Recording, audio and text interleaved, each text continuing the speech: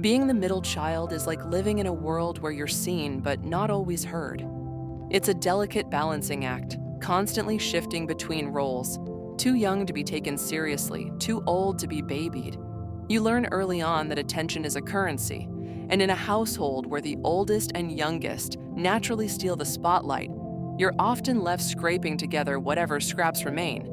The oldest child is the trailblazer, the one who does everything first, the one who carries the weight of high expectations. Parents marvel at their every achievement because it's new, exciting, historic in the family's story. The youngest, on the other hand, is the final note, the cherished encore. They're the baby, often shielded from the rough edges of the world, cocooned in extra layers of love and forgiveness. And then there's the middle child, stuck between the glory of firsts and the sweetness of lasts. You grow used to being self-sufficient because no one has time to hover over you. You learn to solve your own problems, soothe your own fears, and celebrate your own victories. Independence isn't a choice, it's a necessity. At times, it feels like your voice echoes in a room that has already moved on. You want to scream, "Look at me," not out of vanity, but out of a simple human need to be seen and valued. When your older sibling accomplishes something, the family rallies in awe.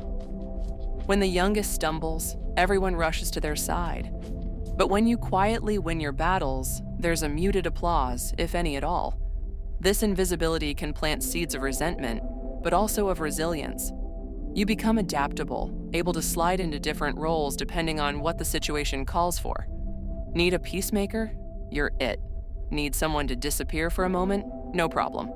Over time, this adaptability becomes your superpower, though it doesn't always feel like a gift when you're young. The emotional terrain can be tricky. You may struggle with feeling less than, not because you are, but because comparison is the lens through which you're often viewed. You might wrestle with doubts. Am I enough? Do I matter as much? And sometimes you seek validation in places you shouldn't, mistaking attention for love. But here's the hidden beauty of being a middle child. You develop a rich inner world.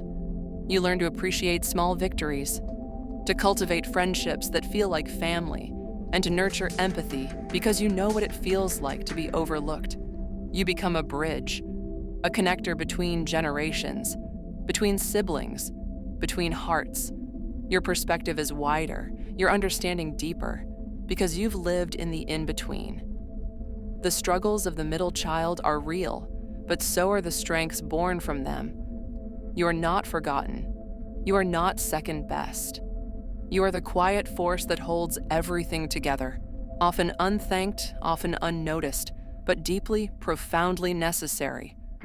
And one day you realize, being the middle child didn't break you, it built you.